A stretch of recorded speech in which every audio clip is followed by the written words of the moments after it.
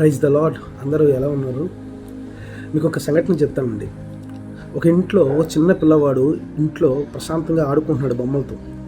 ఇంటి బయటేమో భయంకరమైన గాలి, తుఫాను, ఉరుము శబ్దాలు వినపడుతున్నాయండి.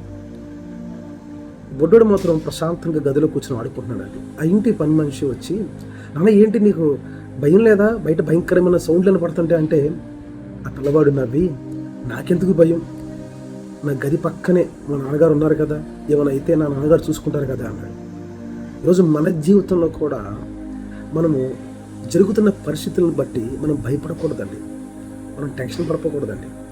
దేవుని వాక్యం కూడా ఏం చెప్తుందో తెలుసా? ఒకసారి చదువుకుందాం. మత్తయి సువార్త 6వ అధ్యాయము 31లో చెప్తుంది, కాబట్టి ఏమి తిందుమో, ఏమి త్రాగుదామో, ఏమి ధరించుకుందామో అన్నీ చింతింపుకొడి, అన్యజనులు వీటన్నిటిని విషయంలో విచారించుదురు. చూడండి, ఎవరు వీటి గురించి ఆలోచిస్తారంటే దేవుని నమ్మని వారు మాత్రమే.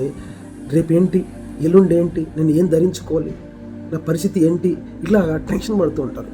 నిజంగా దేవుణ్ణి నమ్ముకున్న వాళ్ళైతే రోజు ఆ టెన్షన్ ఉండకూడదండి. మనం ఆ పిల్లవాడు ఎవరు నమ్మాడు అనుకుంటున్నారు? తన సొంత తండ్రిని నమ్మాడు. నాకేమైనా అయితే చూసుకోవడానికి నా తండ్రి ఉన్నాడు అని చెప్తున్నాడు. హాని జరగకుండా, ప్రమాదం ఏది జరగకుండా తన సొంత తండ్రి మీద ఎలాగైతే ఆధారపడ్డాడో తండ్రి కాపాడతాడని మనం కూడా దేవుని విషయంలో అలాగే ఆధారపడాలి, ధైర్యంగా ఉండాలి. ఎందుకంటే మన ప్రక్కనే మన దేవుడు ఉన్నాడండి. God bless you. సో ఇక నుంచి ఈ వీడియో చూస్తున్న వాళ్ళు భయపడద్దు, కంగారు పడద్దు, ఏ విషయంలోనూ టెన్షన్ పడద్దండి. ఎందుకంటే మన దేవుడు మన ప్రక్కనే ఉన్నారండి. God bless you.